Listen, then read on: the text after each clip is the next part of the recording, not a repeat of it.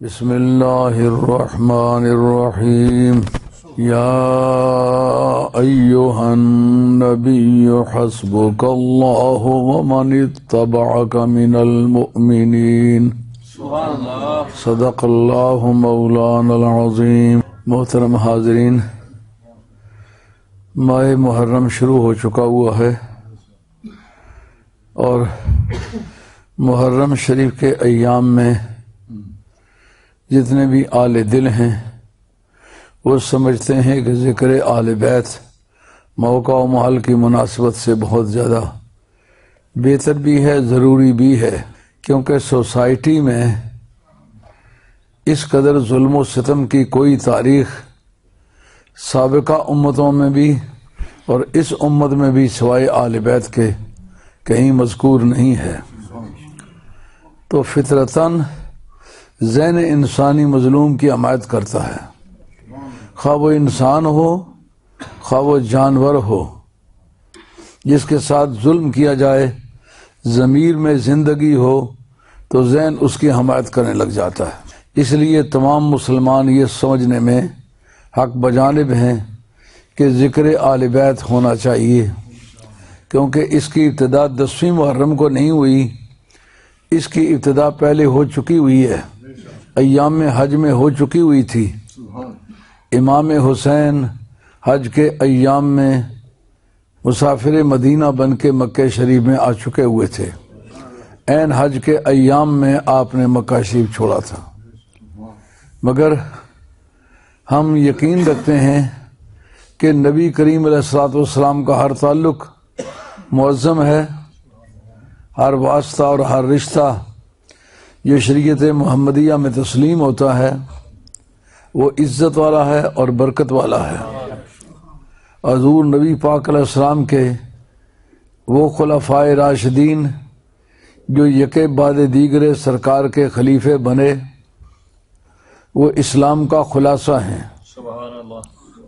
ابو بکر صدیق رضی اللہ تعالیٰ عنہ یا عمر فاروق رضی اللہ تعالیٰ عنہ یا عثمان غنی رضی اللہ تعالیٰ عنہ یا حضرت حیدر کرار ہوں یا امام حسن ہوں، یہ خلفائے راشدین ہیں، اور سرکار نے ان کے متعلق خود ارشاد فرمایا تھا، الخلافت من بعدی 30 سنۃ ثم تکون ملکا عدودا، اور ایک روایت ثم تصیر ملکا عدودا، خلافت راشدہ جو میرے بعد صحیح حق بجانب میرے جانشین ہوں گے اور میرے نمائندے ہوں گے، ان کی مدت 30 سال بنتی ہے۔ اس کے بعد پھر ترشرو ملوکیت کا، یعنی ظلم و ستم کی آزمائش کا، کہ کنگڈم شروع ہو جائے گی، حکومت شروع ہو جائے گی۔ تو وہ 30 برس حضرت امام حسن رضی اللہ تعالیٰ عنہ کی خلافت ڈال کے 30 بنتے ہیں، ان کو بیچ میں سے نکالا جائے تو 30 ہرگز نہیں بنتے۔ ایک طبقے نے جنہوں نے کہ حضرت امام حسن رضی اللہ عنہ کی خلافت کو تسلیم نہیں کیا، انہوں نے اور ادھیڑ بن لاکھوں کیے ہیں، صرف امام حسن کی وہ 6 مہینے کی خلافت کو بیچ میں ڈالنے سے بچنے کے لیے۔ کیا وہ خدا کے حضور میں جواب دیں گے؟ لیکن ہم بحیثیت مسلمان کے ان کی سچائی کا یقین رکھتے ہیں، اس لیے جب ان کے دن آتے ہیں تو ہم مناتے ہیں۔ تو یکم محرم شریف جو ہے حضرت عمر فاروق رضی اللہ عنہ کا یوم شہادت ہے، اور اس کی بیک گراؤنڈ اس طرح ہے کہ ایک صحابی جن کا مغیرہ بن شعبہ نام تھا، اور حضور کے دور میں یہ مسلمان ہوئے تھے، مگر اس کی بیک گراؤنڈ یہ تھی کہ یہ 6 شخص بادشاہ مصر سے ملنے کے لیے گئے تھے۔ اس وقت کا ایک فیشن بنا ہوا تھا کہ تحفے تحائف لے جا کر کسی بادشاہ کو پیش کرتے تھے، تو بادشاہ وہ تحفے تحائف قبول کر کے مقابلتاً ان کو کچھ روپے پیسے یا انعام دیتا تھا، تو لوگ پیسے حاصل کرنے کی غرض سے تحائف لے کے جاتے تھے۔ یہ بمع ان کے 6 آدمی تھے جو بادشاہ مصر سے ملنے گئے تھے۔ اس نے کچھ روپے پیسے واپسی پر دیے، راستے میں کسی جگہ اکٹھے یہ سو رہے تھے، اچانک ان کی آنکھ کھلی، دیکھا کہ وہ 5 آدمی باقی جو ہیں وہ سو رہے ہیں. انہوں نے اٹھ کے ان 5 آدمیوں کی گردنیں اتار دی، ان 5 کو قتل کر دیا. اس کے بعد وہ یہ سمجھنے لگے کہ وہ ٹرائبل ایریا میں اگر واپس جائیں گے تو ان کا قصاص لیں گے. اگر میں سرکار کی بارگاہ میں جا کے مسلمان ہو جاؤں تو میں ان کی جورسڈکشن سے نکل آتا ہوں، ان کے حدود اختیار سے باہر آ جاتا ہوں، میرے خلاف کوئی وہ اقدام نہیں کر سکیں گے. تو اس لیے وہ براہ راست حضور کی بارگاہ میں آ گئے. حضور کا آ کر انہوں نے کلمہ پڑھا، سرکار نے کلمے کو قبول فرمایا، مسلمان تسلیم کر لیا، کلمے کو تسلیم کر لیا، مسلمان ہونا تسلیم کر لیا.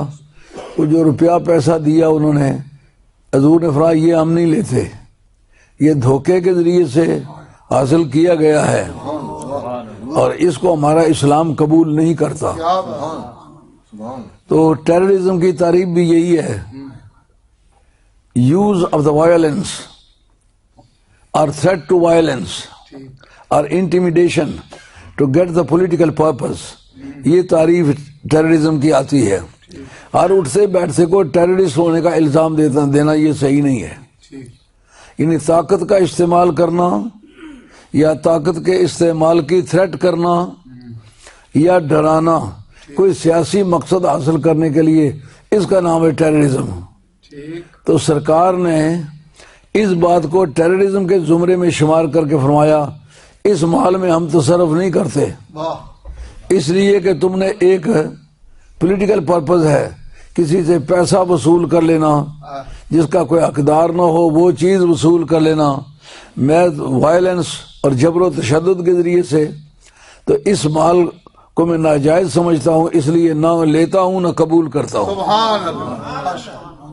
تو اس سے آسانی سے یہ بات سمجھ آ جاتی ہے کہ جو جبر و تشدد کے ذریعے سے کسی قوم سے زمینیں، مکان اور آراء اور ووٹس حاصل کیے جاتے ہیں، یہ سب ٹیررزم کے زمرے میں آتے ہیں. جیسا کہ اس وقت کشمیر میں، مقبوضہ کشمیر میں بھارت کی جو قوم ہے وہ ان کو دبا کے رکھتی ہے، ان کو ڈراتی ہے، مارتی ہے، وائلنس کا استعمال کرتی ہے. تو اس کے ذریعے سے یہ جو دن ان کے گزر رہے ہیں یہ ٹیررزم میں گزر رہے ہیں. اور اگر وہ کسی بھی مذہب کے ماننے والے ہوں تو کسی بھی سیلیسٹیل ریلیجن میں، سیلیسٹیل ریلیجن قانون کہتا ہے ان مذہبوں کو جو آسمان سے اترے ہیں، کسی بھی سیلیسٹیل ریلیجن میں یہ بات جائز نہیں ہے کہ ٹیررزم کے ذریعے سے کوئی چیز کسی سے حاصل کی جائے. تو جو ان کا ویدوں کا مذہب ہے جس کو اپنا وہ مذہبی بنیاد سمجھتے ہیں، اس کی روح سے بھی مقبوضہ کشمیر پر جبر و تشدد کرنے ان کا کوئی حق نہیں ہے. اور اس کے بڑے واضح اور اچھے طریقے سے ثبوت پیش کیا خلفائے راشدین نے. حضرت فاروق اعظم رضی اللہ عنہ حج سے واپس آ رہے ہیں، یہ دعا مانگ رہے ہیں، کہتے ہیں مولا کریم اللہم امیتنی فی بلد حبیب کا موتن شہیدن. اے مولا کریم مجھے تو حضور کے وطن میں، حضور کے شہر میں موت عطا کر، لیکن شہید کی موت ہو. اب شہادت کی موت کی تعریف یہ ہے کہ کافر کے ساتھ لڑتے ہوئے مسلمان مارا جائے کافر کے ہاتھ سے تو اس کا نام شہید ہے. تو اب وہاں کوئی کافر تھا ہی نہیں، اس لیے شہادت کا مفہوم صادق آنے کا چانس نہیں تھا. جو ساتھ کے سامعین تھے وہ حیران ہونے لگے کہ سرکار کے شہر میں جب موت مانگ رہے تو وہاں شہادت کی موت کیسے آئے گی. واقعہ یہ تھا کہ مغیرہ ابن شعبہ کو حضرت امیر معاویہ رضی اللہ تعالیٰ عنہ نے کوفے کا گورنر بنایا تھا، اور انہوں نے جو اسلام سے پہلے ان کی عادات تھی وہ پھر ان کو دہرایا. وہ اگرچہ ان کی ایک لمبی لسٹ ہے لیکن صحابی کہہ کے اس کی برائیوں کا ذکر کرنا یہ ہمارے اہل سنت کا طریقہ نہیں ہے. ان کی شکایت ہوئی جناب امیر معاویہ رضی اللہ عنہ کو. آپ نے ان کے نام چٹھی لکھی کہ تم میرا خط ملتے ہی اپنا عہدہ چھوڑ دو اور میں تمہاری جگہ فلاں آدمی کو مقرر کرتا ہوں. لیکن جس وقت وہ لیٹر ان کو ملا انہوں نے اس کو پاد اور ہوا سمجھا، یہ کچھ اہمیت نہ دی اور اپنے پاورز کو ایکسرسائز کرتے چلے گئے۔ جناب امیر معاویہ رضی اللہ تعالیٰ عنہ بڑے ایکٹیو طبیعت کے آدمی تھے، یہ ان کے پیچھے کوفے چلے گئے، جا کر ان سے پوچھا کہ تمہیں آرڈر بھیجا تھا کہ تم معزول ہو کوفہ کی گورنرشپ سے، تو پھر بیٹھے ہوئے تم اپنے پاورز کو ایکسرسائز کر رہے ہو۔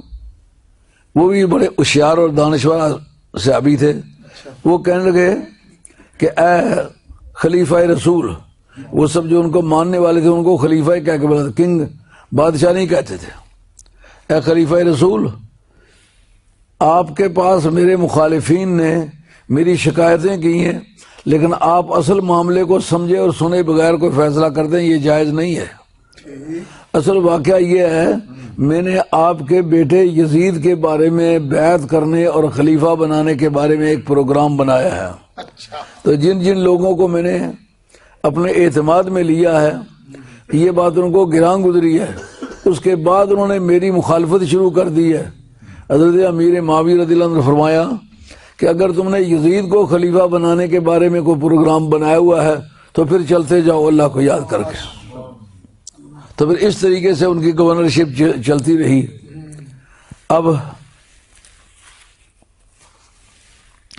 حضرت مغیرہ ابن شعبہ رضی اللہ تعالی عنہ یہ صحابی رسول ہونے کی حیثیت سے جو کچھ بھی ان کو کیا، جس سے کہ عام مسلمانوں کا یوم معدلت کو حساب ہو جائے گا، قرآن مجید نے کہا فَلَنَسْأَلَنَّ الَّذِينَ أُرْسِلَ إِلَيْهِمْ وَلَنَسْأَلَنَّ الْمُرْسَلِينَ، کہ قیامت کے میدان میں ہم رسولوں سے بھی سوال کریں گے اور جن قوموں کی طرف انہیں بھیجا ہے ان سے بھی سوال کریں گے۔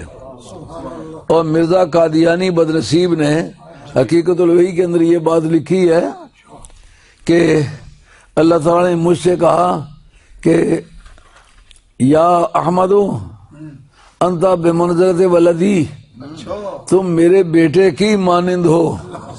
یہ اس کا کلمہ کفریہ معلومہ، عربی نہیں جانتا تھا، یہ غلط مشہور ہے کہ وہ عربی کا بڑا ماہر تھا۔ بمنزلت الولد کہتا بیٹے کی مانند ہو، تو اس کا معنی اور تھے بمنزلت ولدی، جو میرا بیٹا ہے نا اس کی مانند ہو۔ یہ جملہ کہہ کے اس نے خدا کا بیٹا تسلیم کر لیا ہے، اور یہ سریعاً کفر ہے، اور ساری عبارتیں اس کی مٹا دی جائیں، صرف اکیلی یہ عبارت اس کے کافر کہنے کے لیے کافی ہے۔ اور کہا کہ قیامت کے میدان میں تم سے سوال نہیں کریں گے۔ قرآن کے فَلَنَسْأَلَنَّ الَّذِينَ أُرْسِلَ إِلَيْهِمْ وَلَنَسْأَلَنَّ الْمُرْسَلِينَ، اس عموم اور اطلاق سے اگر بقول خود تم اپنے آپ کو جھوٹا موٹا نبی کہتے ہو تو سارے نبیوں رسولوں سے تو سوال ہوگا۔ تم نے اس آیت کا بھی انکار کیا، اس وجہ سے بھی کافر ہو تم۔ تو حساب تو سبھی سے ہونا ہے، خواہ سے ابھی ہو خواہ غیر سے ابھی ہو۔ تو انہوں نے حضرت عمر فاروق کو ایک پیشکش کی مغیرہ ابن شعبہ نے کہ میرے پاس ایک غلام ہے جو بہت ہنرمند آدمی ہے، بہت سکلڈ آدمی ہے۔ پوچھا اس کا کیا نام ہے؟ کہا ابو لولو۔ کہا وہ ہے کون؟ کہا آتش پرست ہے۔ جب وہ آیا اس سے پوچھا کیا کیا کام جانتے ہو، اور یہ بحث اس وقت ہوئی جب اس نے اپلیکیشن گزاری کہ میرا جو زر ذمیت ہے یہ 2 چونیاں ہیں، آپ مہربانی کریں کہ 1 چونی کر دیں، 2 چونیاں روزانہ میں نہیں دے سکتا۔ آپ نے فرمایا مجھے اپنے حالات بتاؤ، کیا کیا کام جانتے ہو؟ انہوں نے کہا لوہار کا کام جانتا ہوں، بڑھئی کا کام جانتا ہوں، سنار کا کام جانتا ہوں، اور یہ عمارتیں بنانا جانتا ہوں، یہ مل ونڈ جو ہے ونڈ مل یہ بنانا جانتا ہوں، ہوا سے چلنے والی چکی یہ بنانا جانتا ہوں۔ اپنا تو اتنے ہنرمند آدمی ہو تو پھر تمہارا جلدی سے چھٹکارا ہونا چاہیے، تو یہ 8 آنے تمہارے لیے کوئی مشکل نہیں ہے، آسانی سے دے سکتا ہے۔ جب وہاں سے جانے لگا تو آپ نے فرمایا اگر تم یہ ونڈ مل بنانا جانتے ہو تو ہمیں بھی ایک بنا کے دو۔ وہ تنزن کہتا ہے تمہیں ایسی ونڈ مل بنا کے دوں گا کہ دنیا یاد کرے گی۔ وہ گیا اور جا کر اس نے ایک خنجر بنایا، لوہار کا کام تو وہ جانتا تھا، اور اس کو زہر میں بجھایا، جس کو پان دینا کہتے ہیں، زہر میں بجھایا، اور ایک دن تاک لگا کے بیٹھ گیا۔ حضرت عمر فاروق رضی اللہ تعالیٰ عنہ مسجد نبی میں نماز پڑھانے کے لیے آئے تو اس نے خنجر آپ کی باڈی میں گھونپ دیا، زہر میں بجھا ہوا تھا۔ دوستوں نے اس کو مارنا پیٹنا چاہا، آپ نے فرمایا اس کا جرم جو ہے مجھے قتل کرنے کا، جب تک میں مر نہیں جاتا اس وقت تک آپ نے اس پر ہاتھ نہیں اٹھانا، کیونکہ قاتل کی سزا صرف قتل ہے، اس کو باڈیلی ٹارچر جو ہے یہ درست نہیں ہے۔ مزہ ہے نا نظام معادلت کا۔ اور انہوں نے بتایا انسانی حقوق کی مراعات کرنا اور طاقت کا غلط استعمال نہ کرنا، یہی ایک صحت مند زندگی ہے۔ اگر کسی کے خلاف وائلنس آپ استعمال کرتے ہیں یا اس کو انٹیمیڈیشن کرتے ہیں، اس کو ڈراتے ہیں، تو یہ اس سزا کے علاوہ ہے، اس سزا کے علاوہ اس کی اور کوئی سزا نہیں ہے۔ انتظار کرو، میں مر جاؤں گا تو اس کے بعد پھر جو کرنا کرنا۔ ابو لولو اس کا نام ہے۔ تو جس وقت ابو لولو نے خنجر مارا، اس وقت وہ جو حج کے ساتھی تھے انہوں نے یاد کیا کہ آپ نے دعا مانگی تھی، مولا کریم اپنے محبوب کے شہر میں مجھے شہید کی موت عطا فرما۔ اب یہ کافر ہے، اس کے حادثے میں مارا گیا ہوں، اللہ نے وہ میری دعا قبول فرمائی ہے۔ لیکن مرتے دم تک سرکار کے مشن سے وہ وفا کی کہ جس وقت آپ کا دنیا سے وصال ہوا، آپ نے 6 آدمیوں کا بورڈ بنایا، کہا آپ مسلمانوں کے مشورے سے ان 6 آدمیوں میں سے کسی ایک کو خلیفہ بنا لینا۔ لیکن اس وقت آپ کے صاحبزادے حضرت عبداللہ ابن عمر بھی موجود تھے، قرآن مجید کے حافظ بھی تھے، محدث بھی تھے، فقیہ بھی تھے، اگرچہ سرکار کی مجلس شورا کے ممبر نہیں تھے مگر مجلس شورا کے ممبروں کی اہلیت رکھتے تھے۔ آپ کے وہ صاحبزادے موجود تھے، آپ نے ان کی موجودگی میں ان کو بورڈ کا ممبر نہیں بنایا۔ بورڈ کے جتنے ممبر بنائے ان میں سے کوئی بھی ان کا خونی رشتہ دار نہیں تھا، کوئی آپ کے سسرال کا بندہ نہیں تھا، کوئی آپ کا داماد نہیں تھا، جس کا مطلب یہ ہے کہ ان کی خدا پرستی کا یہ عالم تھا کہ اب اقتدار کی سیٹ سے وہ دنیا سے روانہ ہونے والے تھے، لیکن آخری لمحوں تک حواس کی زندگی، احساسات کی موجودگی، فرض شناسی اور خوف خدا اس قدر دامن گیر تھا کہ وہ فیصلہ کرتے وقت آپ نے خود غرضی کا کوئی سیگا بیچ میں نہیں آنے دیا۔ جنہوں نے سرکار کے مشن کے لیے وطن چھوڑے، خیش و اقارب چھوڑے، انہوں نے اپنی تلوار سے اپنے سگے ماموں کو قتل کیا تھا۔ بدر کی جنگ میں وہ ان کی مار میں آیا تو پھر وہ ماموں ہونے کا رشتہ ان کو نہ بچا سکا۔ اب سرکار کی تعلیمات کے مطابق یہ سمجھا کہ یہ سمجھنا میں فلاں وطن کا رہنے والا ہوں۔ ہم نے اپنی زندگی میں مولوی دیکھے ہندوستان کے بڑی تعداد میں دیکھے جو ہمارے مقابلے میں ہندوؤں کو زیادہ بہتر سمجھتے ہیں۔ ہم حیران ہوئے کہ وہ بھی مولانا ہی ہیں جنہوں نے کہا میں پہلے ہندوستانی ہوں پیچھے مسلمان ہوں۔ ہم تو مسلمان ہونے کے رشتے کو سارے جہان کے رشتوں سے افضل سمجھتے ہیں، اور اسلام اسی کا نام ہے کہ آپ مسلمان ہونے کے رشتے کو سب سے افضل سمجھیں۔ یہ فرق یہ کشمیر کا ہے، میں پاکستان کا ہوں، یہ انڈیا کا ہے، میں ترکیہ کا ہوں، یہ ہندی وہ خراسانی، یہ افغانی وہ تورانی، تو اے شرمندہ اے ساحل اچل کر بے قرار ہو جاؤ۔ اجاڑا ہے تمیز ملت و آئین قوموں کو، میرے آل وطن میں کچھ فکر وطن بھی ہے۔ جس وقت علامہ اقبال مرحوم وہ بھی کسی زمانے میں وہ اپنے نیشنلسٹ تھے، وطن کو ہم بلبلیں اس کی یہ گلستان ہمارا، وہ اور دور تھا، یہ اس کے علاوہ دور ہے۔ جس وقت اللہ تعالیٰ نے ان کو توفیق عطا فرمائی، کسی کے ڈانٹنے کا انتظار نہیں کیا، بات سمجھ میں آ گئی، کہا مسلمان ہوں۔ جب کتاب اللہ اور سنت رسول اللہ کے مطالعے سے یہ بات میری سمجھ میں آ گئی کہ سب سے پہلا اور سب سے آخری رشتہ اسلام ہے، اس کے مقابلے میں کسی کو کنسیڈر نہیں کرتا۔ اس پر عمل کس نے کر کے دکھایا؟ حضرت عمر فاروق رضی اللہ عنہ اپنے سگے ماموں کو قتل کیا اور واضح کیا میرے ماموں کا رشتہ جو میری ماں کے ذریعے سے میرے ساتھ ہے وہ اس مقابلے کا رشتہ نہیں جو میرے ایمان کا تعلق مدینے والی سرکار سے ہے۔ اور ان کے ایمان لانے کی رودات بھی بڑی عجیب و غریب ہے۔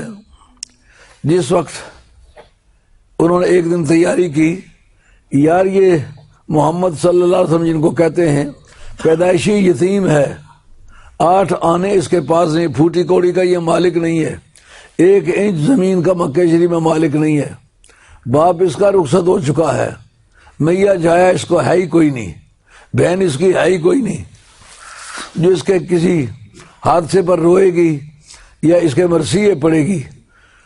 عرب لوگ جو ہے مرثیے پڑھنے سے بہت ڈرتے تھے اور اس کو بڑا سہارا سمجھتے تھے۔ حرب کی بہن کہتی ہے میرا بھائی جو ہے وہ پہاڑوں کو تلواریں مارے تو ٹکڑے کر کے چھوڑ دیتا تھا۔ تو عرب لوگ جو ہیں اس سبب سے عورتوں کے باڈی پر رونے کو بھی ایک وجہ افتخار سمجھتے تھے۔ چنانچہ اسلامک سویلائزیشن سے قبل کی بات ہے، جناب عبد المطلب کی 4 صاحبزادیاں تھیں۔ آپ نے کہا میں اس طرح کفن پہن کے چارپائی پہ لیٹ جاتا ہوں، میری بچیاں میرے پاس کھڑے ہو کے روز اس طرح گویا کہ میں مر گیا ہوں، تاکہ مجھے تسلی ہو کہ جب میں مر جاؤں گا تو میری باڈی جو ہے بے رونق نہیں ہوگی۔ تو عرب کی تہذیب میں بعد میں اور حضور نے اس کو آ کے بند کیا ہے، وگرنہ اسلام کی آمد سے پہلے باڈی پر ماؤں بہنوں کا قریبی اقربا کا رونا جو تھا یہ بھی وجہ افتخار سمجھا جاتا تھا، اور جاتے وقت لوگ وصیت کرتے تھے فلاں جو عورت ہے وہ مرثیہ خانی میں بڑی مشہور ہے، جس کو کہتے ہیں بیان کرنا، وہ بیان کرنے میں بڑی مشہور ہے، اس کو بلا لینا۔ اس لیے سرکار نے فرمایا جو کسی کو وصیت کر کے مرے اس عذاب میں وہ بھی شریک ہوگا، اس کو اس رونے کا عذاب بھی ملے گا جس کی وصیت کر کے مرا ہے۔ جو عام ملا طبقہ کہتا ہے نا کہ میت پر رونے سے میت کو عذاب ہوتا ہے، وہ اس میت کو ہوتا ہے جس نے وصیت کی ہوئی ہو کہ میرے بعد رونا ہے۔ اگر کوئی رونا کسی کا موجب عذاب مرحوم ہو تو امام حسین کی بہنیں اور بیٹیاں اور بیویاں جو میدان کربلا میں روئی ہیں، پھر ان کی وجہ سے تو سارے عالم اسلام کو عذاب ہونے والا ہے۔ ہرگز ایسا نہیں ہے۔ انہوں نے نہ وصیت فرمائی تھی، شور کرنا، من ضرب الخدود و شکل جیوبا، جو گریبان پھاڑتے ہیں اور اپنے چہرے پہ تھپڑ مارتے ہیں، وہ لوگ ہماری جماعت کے لوگ نہیں ہیں۔ اگر آنسو بہتے ہیں تو بالکل بہیں، صرف شور نہیں کرنا۔ اسلام کہتا ہے اللہ کے فیصلے پر شور کرنا یہ ایک احتجاج ہے حکم باری تعالیٰ کے مقابلے میں۔ تو حضرت فاروق اعظم رضی اللہ تعالیٰ نے جب سگے ماموں کو مارا، انہوں نے ثابت کر دیا کہ میں وہ شخص ہوں جو حضور کے رشتے کے مقابلے میں نہ مکے کے رشتے کو کنسیڈر کرتا ہوں نہ میں اپنی ماں کے رشتے کو کنسیڈر کرتا ہوں۔ میرا پہلا رشتہ ایمان ہے اور مدینے والی سرکار ہے۔ اگر یہ رشتہ محفوظ ہے تو باقی رشتوں کو بھی کنسیڈر کر لوں گا۔ جس سے مسلمان بیٹھے ہوئے ہو اس بات کو دل سے لگاؤ۔ اگر آپ کے دل میں کشمیری اور پاکستانی کا کوئی فرق ہے اس کو نکالو، کیونکہ یہ اسلام کے خلاف ہے۔ ہندوستانی اور پاکستانی کا کوئی فرق ہے تو اس کو نکالو، کیونکہ یہ اسلام کے خلاف ہے۔ اگر کسی دوسرے ملک کی جدائی کی وجہ سے کہ اس کی زبان میں نہیں جانتا، اس کی اور زبان ہے میری اور زبان ہے، نہیں، اسلام کے مقابلے میں سبھی رشتے ہیچ ہیں، پہلا رشتہ اسلام کا ہے۔ حضرت عمر فاروق رضی اللہ تعالیٰ عنہ نے پہلا کارنامہ تو یہ انجام دیا کہ سگے ماموں کو دین کی خاطر قتل کر دیا۔ یہ سرکار کے صحابہ کی زندگی ہے۔ حضرت مصعب ابن عمیر رضی اللہ تعالیٰ عنہ مدینہ طیبہ کا سب سے پہلا ٹیچر، جس نے مدینہ شریف میں آ کر کے قرآن مجید لوگوں کو سکھایا ہے، اور سب سے پہلی سورت جو مدینہ شریف گئی ہے وہ سورہ یوسف ہے۔ جو مدینہ شریف والے لوگوں نے سرکار کے آمد کے موقع پر جلوس نکالا اور لوگ اپنے مکانوں کی چھتوں پہ چڑھ گئے، نوجوان بچے درختوں پہ چڑھ گئے اور جو گلی کوچوں میں گھوم رہے تھے، کانو یرفعون اصواتهم فی ازقۃ مدینۃ، یا رسول اللہ، یا حبیب اللہ۔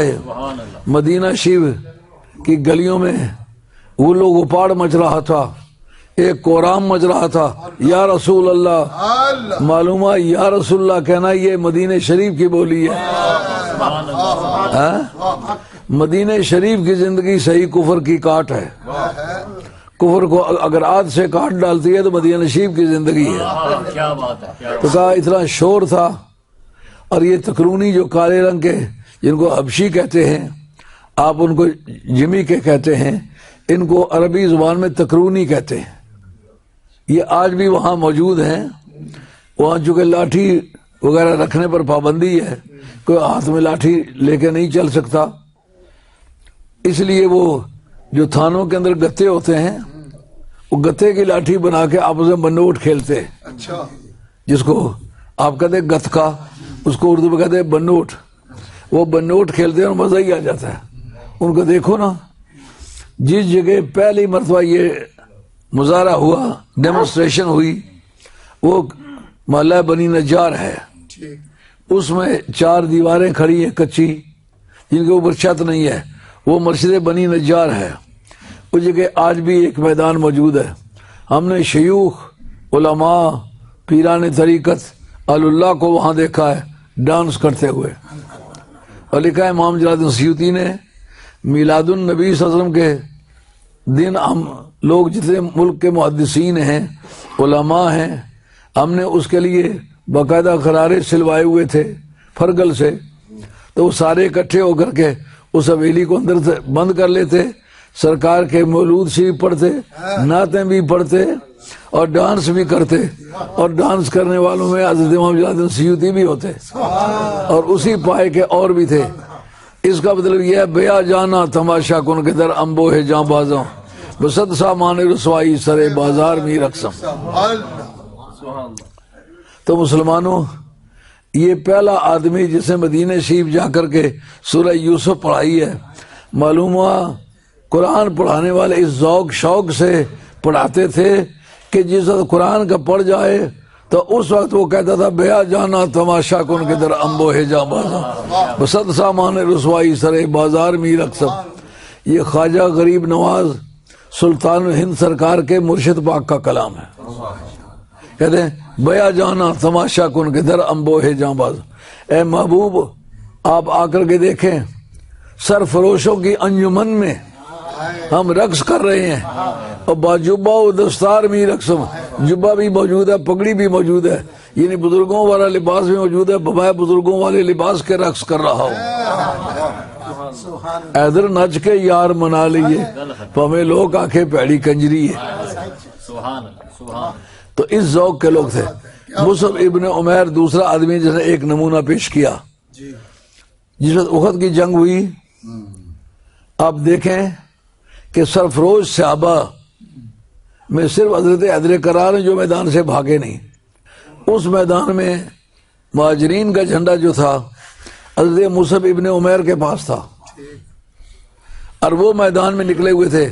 عبداللہ بن عمیر ان کا حقیقی بھائی، ان کی تلوار کی مار میں آیا، ذرا بر دریک کیے بغیر اس کی گردن اتار کے پر پھینک دی، اور اس وقت کہتے ہیں یا رسول اللہ صلی اللہ علیہ وسلم اب بات بنی کہ نہیں بنی؟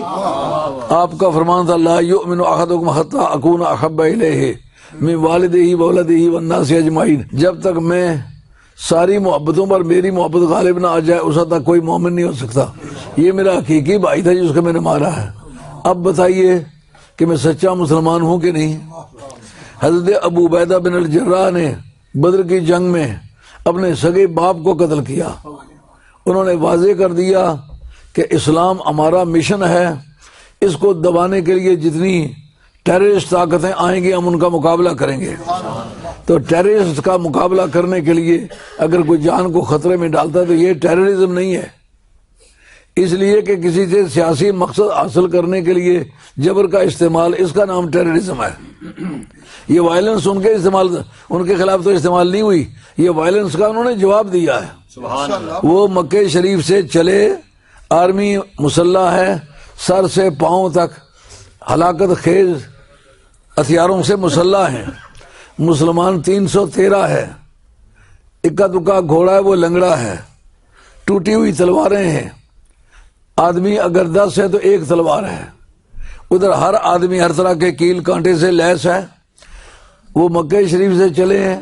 یہ ان کا آنا جو ہے یہ ٹیررزم ہے.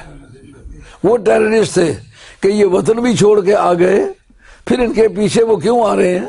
یہ ٹیررزم تھا ان کی طرف سے, اور راستے میں اسلام نے روکا تو یہ ٹیررزم کا مقابلہ ہے. اس لیے یہ ٹیررزم نہیں شمار ہوتا, مقابلہ کیا ہے, ٹیررزم کو راستے میں روکا ہے. اب حضرت ابو عبیدہ بن الجراح نے اپنے سگے باپ کو قتل کر دیا. اس سے ثابت ہوا اسلام کی نظروں میں سب سے پہلا رشتہ حضور کا رشتہ ہے, سبحان اللہ, اسلام کا رشتہ ہے, دین کا رشتہ ہے. باقی ملک کا رشتہ, وطن کا رشتہ, سکن کا رشتہ, لینگویج کا رشتہ, بلڈ ریلیشن, یہ سب بعد کے رشتے ہیں. اگر اسلام والا رشتہ سلامت ہے تو باقی رشتوں کا بھی لحاظ ہے. حضرت فاروق اعظم رضی اللہ تعالی عنہ, آپ جن حالات میں مسلمان ہوئے وہ یہ تھے کہ آپ تلوار لے کے نکلے کہ اب اس کو صاف کر دیا جائے جس کی وجہ سے اتنے جھگڑے پڑے ہوئے ہیں. تلوار سونتی ہوئی ہے. راستے میں آل مکہ میں سے ایک شخص مل گیا. اس نے کہا کہاں جا رہے ہو؟ کہا محمد کو قتل کرنے جا رہا ہوں صلی اللہ علیہ وسلم. اس نے کہا تم جانتے ہو اگر تم ایسا کرو گے تو تم بنی زورا سے کس طرح جان چھڑاؤ گے, بنی ہاشم سے کس طرح نپٹو گے؟ انہوں نے کہا میں نپٹ لوں گا, میں جانتا ہوں کیسے نپٹا جاتا ہے. اس وقت ان کا عہدہ کیا تھا؟ سفارت کا. ٹھیک, سفارت کے اندر مکے بازی تھی, اور کوئی پڑھنے لکھنے کا رشتہ نہیں تھا. ظاہری باتیں, اپنا اپنا فخر ظاہر کرنا, میں یوں کر دیتا ہوں, میں یوں کر دیتا ہوں, میں ایسا ہوں, میں ویسا ہوں, میں دھیلا ہوں, میں پیسا ہوں. یہ مفاخرت تھی.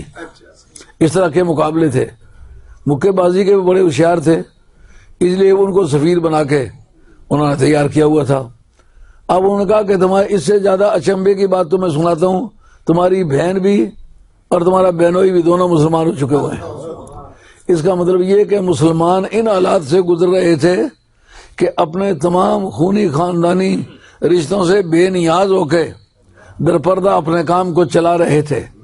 اس کا مطلب بعض خطرات کے پیش نظر اگر کوئی کام کسی اسلامی بہتری کے لیے کیا جائے, درپردہ بھی کیا جائے تو منع نہیں ہے. ماشاء اللہ, مگر اسلام کسی کے ضرر کا حامی نہیں. اس اسلام کا مذہب کافروں کو ہلاک کرنا نہیں تھا, کسی کا جانی مالی نقصان کرنا نہیں تھا, بلکہ خدا سے آشنا کرنا تھا. اس لیے اس معاملے کو درپردہ کنسپیریسی نہیں سمجھا گیا, سازش نہیں سمجھا گیا, تبلیغ دین سمجھا گیا, دین کا کام سمجھا گیا. بندے کو خدا سے, اس کے رسول سے آشنا کرنا, اور یہ سمجھانا کہ یہ بیٹی ہے, بیٹیوں والا سلوک کرنا چاہیے, یہ بہن ہے, اسے بہنوں والا سلوک کرنا چاہیے, اپنے پڑوسیوں سے ہمدردی کرنی چاہیے, اپنے اقربا سے مروت کرنی چاہیے, سبحان اللہ, خدا کو ایک یقین کرنا چاہیے. خدا کے سوا پتھروں کی اور درختوں کی اور جانوروں کی پوجا کرنا حرام ہے. تو ان میں کوئی سازشی قسم کا کام نہیں تھا یا کسی کو کوئی ضرر پہنچانے کا کام نہیں تھا, مگر ایک عورت ہو کر کس قدر محتاط خاتون تھی, عمر کی بہن ہو کر عمر کے مشن کے خلاف کام کر رہی ہیں, اور یہی نتیجہ نکلا. جناب خدیجہ کبریٰ کے بعد سب سے پہلی مسلمان وہ حضرت عمر کی بہن ہے. سمجھائیے بات. جن لوگوں کو کوئی عزت ملی ہے ان کا کوئی کردار بھی ہے.